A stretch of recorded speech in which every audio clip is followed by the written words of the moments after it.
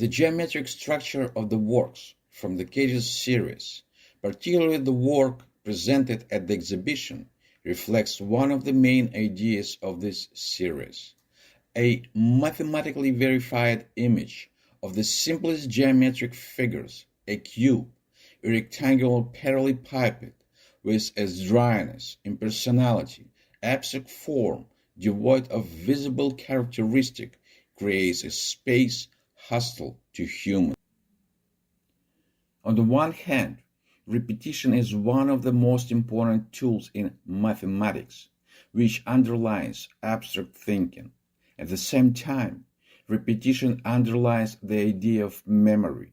Thus, in these works, through the idea of abstract geometric repetition, I try to talk about memory.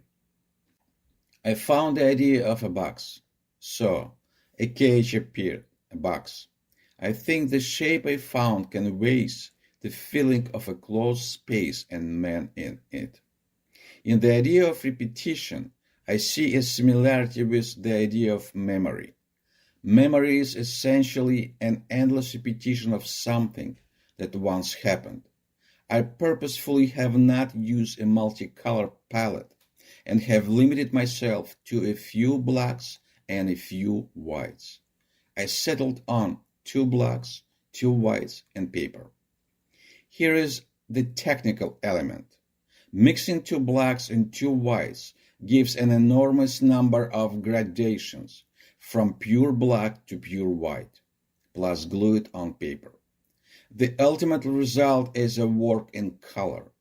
I applied many layers of liquid color on the paper and onto it.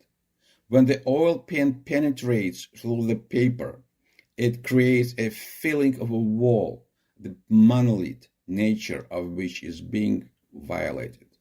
Its symbolic meaning remains. That's how memories are formed. Art bears responsibility for safeguarding memory and compelling moral conviction. I believed it was necessary to prologue for as long as possible the reminder of 9/11 tragedy and what could have been the final solution. In the blaze of World Trade Center towers, in the ghettos, on their way to the graves, the victims were isolated from the entire world.